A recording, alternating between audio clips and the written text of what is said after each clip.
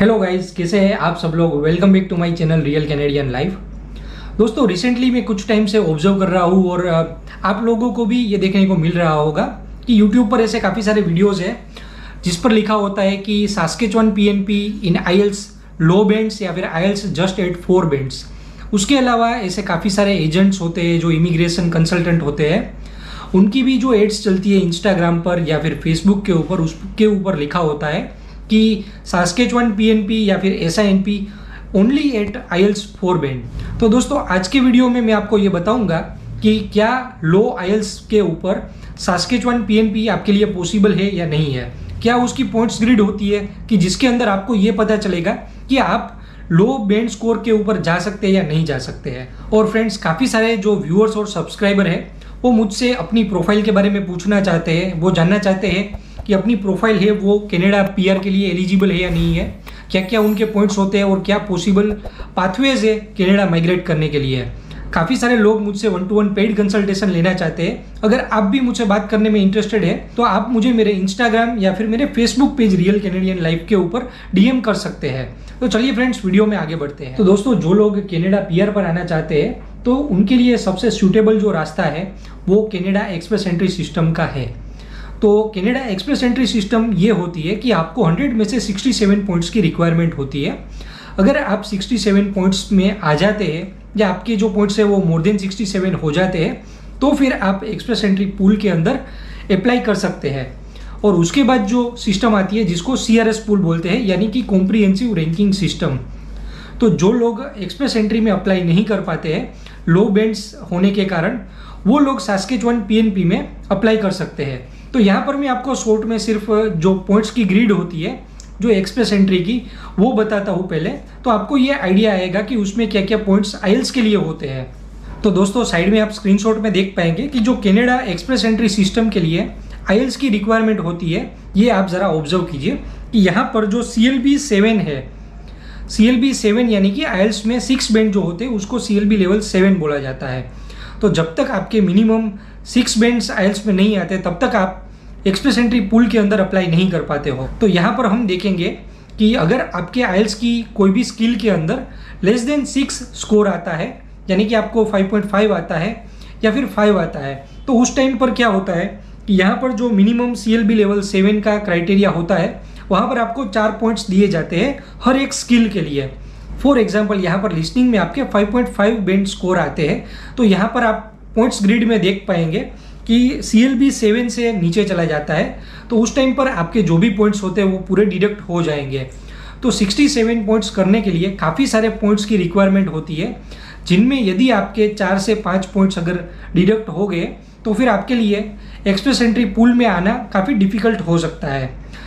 Possible हो भी सकता है, लेकिन फॉर एग्जांपल किसी को ओवरऑल 2 स्किल के अंदर 5.5 बैंड आते हैं तो उनके लिए तो उनके 8 पॉइंट डिडक्ट हो जाएंगे। तो एक्सप्रेस एंट्री में 67 एलिजिबिलिटी करने के लिए काफ़ी कम पॉइंट्स हो जाएंगे। अब यदि आप इंटरनेट पर ऐसी एड देखते हैं कि आईएल्स 4 बैंड पर आप जा सकते हैं, तो ऐसे कंसल्टेंट के पास अगर आप जाते हैं, उनके पास इंक्वायरी करने जाते हैं, तो आपको वो लोग ये तो बता देते हैं कि आपका ऑक्यूपेशन इन डिमांड में हम कर देंगे। ऐसे काफ़ी सारे इमिग्रेशन एजेंट्स होते हैं जो आपको सिर्फ ओवरव्यू देते हैं, लेकिन डिटेल में आपके पॉइंट्स वगैरह काउंट करके नहीं बताते हैं। लेकिन कुछ लोग बताते भी है, मैं ऐसा नहीं बोल रहा हूँ कि हर एक एजेंट होता है वो ऐसे करते हैं, लेकिन ज़्यादातर एजेंट्स होते हैं वो आपको पूरा डिटेल में इन डेप्थ नहीं बताएंगे। तो साथ ही साथ मैं आपको स्क्रीनशॉट में दिखाऊंगा कि एसआईएनपी की जो पॉइंट्स ग्रिड होती है वो कैसे काम करती है। उसके अलावा आईएल्स में लो बैंड्स आते हैं तो फिर आपके लिए क्या चांसेस है। तो काफ़ी सारे लोगों को ये भी नहीं पता है कि एसआईएनपी की पॉइंट्स ग्रिड हम कैसे देख सकते हैं। तो मैं यहाँ पर पूरा स्क्रीन रिकॉर्ड आपको दिखा रहा हूँ। तो यहाँ पर सबसे पहले मैं गूगल पे आता हूँ और एसआईएनपी पॉइंट्स ग्रिड सर्च करता हूँ। तो एसआईएनपी में सबसे पहले जो रिजल्ट आता है saskatchewan.ca। तो यहाँ पर जो हमारी रिक्वायरमेंट आईएल्स की है तो सबसे पहले हम उसके ऊपर ही बात करते हैं, बाद में दूसरे जो फैक्टर्स होते हैं उसके ऊपर बात करते हैं।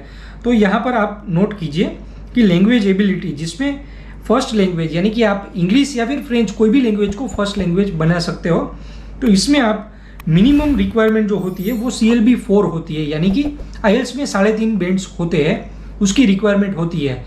जब आपका इंग्लिश का या फिर फ्रेंच का स्कोर है वो CLB 4 तक आता है तब आपको 12 पॉइंट्स दिए जाते हैं। लेकिन अगर आपके हाईएस्ट स्कोर जो होता है, जिसको IELTS 7 बैंड्स के ऊपर आप बोल सकते हैं, तो वहाँ पर आपके 20 पॉइंट्स मिलते हैं। तो यहाँ पर एलिजिबिलिटी का तो कोई इश्यू नहीं है कि अगर आपके CLB 4 भी है, आपको IELTS में 3.5 बैंड्स भी है, तब भी आप SINP के लिए अप्लाई तो कर सकते हो। लेकिन अप्लाई कर देना और साथ ही साथ आपको इन्विटेशन मिलना या फिर नॉमिनेशन मिलना, ये काफ़ी डिफरेंट बात होती है। तो उसके लिए यहाँ पर जो पॉइंट्स ग्रिड हमने ओपन करी है, उसमें सबसे पहला जो फैक्टर होता है उसको हम कंसिडर करते हैं, जो कि होता है एजुकेशन, जिसमें अगर आपका किसी भी वेस या फिर IQS कोई भी इंस्टीट्यूशन से आपने अपना एजुकेशनल क्रेडेंशियल असेसमेंट करवाया है, वो रिपोर्ट्स अगर आपका मास्टर डिग्री या फिर डॉक्टरेट डिग्री आपको अवॉर्ड करता है तो फिर आपको 23 पॉइंट्स मिलते हैं। अगर आपके पास बैचलर्स डिग्री है तो फिर आपको 20 पॉइंट्स मिलेंगे। तो ये बात एजुकेशन की हो गई। उसके बाद स्किल्ड वर्क एक्सपीरियंस होता है कि अगर किसी का 10 साल से ज़्यादा का एक्सपीरियंस कंटिन्यूअस एक ही NOC के अंदर है और उनका बीच में कोई भी गैप नहीं है, फॉर एग्जांपल आपने 10 साल का काम किया है लेकिन बीच में आपका 2 महीने का या 3 महीने का एक्सपीरियंस में गैप हो गया है, तो फिर वो आपका जो एक्सपीरियंस होगा वो सिर्फ 9 साल का कंसिडर किया जाएगा। तो यहाँ पर उनके पॉइंट्स हो जाएंगे 10 जो पॉइंट्स होते हैं वो लास्ट 5 ईयर्स के होते हैं और जो 5 पॉइंट्स होते हैं वो लास्ट 6 to 10 ईयर्स के होते हैं। और लैंग्वेज एबिलिटी IELTS का जो स्कोर होता है ये आगे हमने डिस्कस कर लिया। एज का जो फैक्टर है यहाँ पर 18 to 21 की एज होती है तो आपको 8 पॉइंट्स मिलते हैं। 22 से लेकर 34 में आपको हाईएस्ट 12 पॉइंट्स मिलते हैं और 35 से लेकर 45 के बीच में आपको 10 पॉइंट्स मिलते हैं। तो सबसे ज़्यादा जो लोगों के पास स्किल होती है ये सिर्फ 4 ही होती है, जिसमें एजुकेशन है, IELTS है, वर्क एक्सपीरियंस है और उसके अलावा एज होती है। तो ये लोगों का जो स्कोर होता है उस हिसाब से आपको एलिजिबिलिटी करने के लिए 60 पॉइंट्स की रिक्वायरमेंट होती है। तो यहाँ पर हम एक केस इमेजिन कर रहे हैं कि जिसमें जो कैंडिडेट है उसको बैचलर्स डिग्री है, IELTS में CLB 4 है और साथ ही साथ जो वर्क एक्सपीरियंस है उनका 10 साल का है सेम नॉक कोड के अंदर, और जो उनकी जो एज है वो 22 से लेकर 34 के बीच में है। तो यहाँ पर हम काउंट करते हैं कि एजुकेशन के 20 पॉइंट्स मिलेंगे, उसके अलावा जो वर्क एक्सपीरियंस है उसके 15 पॉइंट्स मिलेंगे तो हो गए 35, और उसके अलावा जो IELTS है CLB लेवल 4 कंसिडर करते हैं तो होते हैं 12 पॉइंट्स, तो 47 पॉइंट्स होते हैं। और उसके बाद में 12 पॉइंट्स आते हैं जो एज के, तो उनका जो स्कोर होगा वो 59 होगा। तो यानी CLB 4 के ऊपर आपको एलिजिबल होने के लिए ही डिफिकल्टी होगी। फॉर एग्जाम्पल आपको यहाँ पर 60 पॉइंट्स आ जाते हैं, आप एलिजिबल तो हो जाते हो, तो लेकिन क्या पॉसिबिलिटी है आपको इन्विटेशन या फिर नॉमिनेशन मिलने के? तो सबसे पहले जो पॉइंट्स होते हैं तो आपको ये देखना पड़ेगा कि आपका जो नॉक कोड है वो वहाँ पर एक्सक्लूडेड लिस्ट में है या नहीं है। अगर एक्सक्लूडेड लिस्ट में नहीं है तो ही आप अप्लाई कर पाएंगे। ऐसे काफ़ी सारे नॉक कोड है जिसमें कि फार्मासिस्ट है, डॉक्टर्स है, ऐसे लोग हैं वो डायरेक्टली SINP में अप्लाई नहीं कर सकते। उसका रीज़न ये है कि आपको वहाँ पर उसका लाइसेंस चाहिए, जिसके लिए आपको एग्ज़ाम्स क्लियर करनी पड़ती है। तो ऐसी जो NOC होती है वो एक्सक्लूडेड में है, तो उस लिस्ट के बाहर की जो NOC है वो लोग अप्लाई कर सकते हैं। लेकिन काफ़ी सारे लोग सिर्फ यही देखते हैं कि CLB 4 पर भी हम जा सकते हैं, तो एलिजिबल होने के लिए 60 पॉइंट्स चाहिए, तो 60 पॉइंट्स के ऊपर उनकी फाइल लगाकर वो वेट करते रहते हैं एक्सप्रेशन ऑफ इंटरेस्ट के पूल में, लेकिन फिर भी उनका नंबर नहीं लगता, क्योंकि एलिजिबल होना और इन्विटेशन मिलना ये काफ़ी डिफरेंट बात है। और दोनों में ही डिफरेंस काफ़ी बड़ा ये हो जाता है कि आप पूल में वेट करते रहते हो, लेकिन जो कट ऑफ है वो मोर देन 65, 67 आपकी NOC के लिए चला जाता है, तो उस टाइम पर आप कितना भी टाइम वेट करोगे तो आपका नंबर नहीं लगने वाला है। तो उस टाइम पर आपको ये करना होगा कि IELTS में आपको अपना जो स्कोर है इंग्लिश का उसे इम्प्रूव करना होगा, या बेस्ट पॉसिबल वे ये भी है आप ये फ्रेंच के भी पॉइंट्स ऐड कर देंगे, तब जाकर आपके लिए ये चांसेस होगा कि आप SINP में इन्विटेशन ला सकते हैं या फिर आपको इनवाइट किया जा सकता है। तो दोस्तों काफ़ी सारे जो इमिग्रेशन एजेंट्स हैं वो नए नए क्लाइंट्स को ऐड करने के चक्कर में सिर्फ एक साइड ही दिखाते हैं कि आप कम IELTS के स्कोर है तब भी आप SINP में सास्केचुआन में मूव कर सकते हैं, तो आपको सिर्फ एक साइड दिखाते हैं।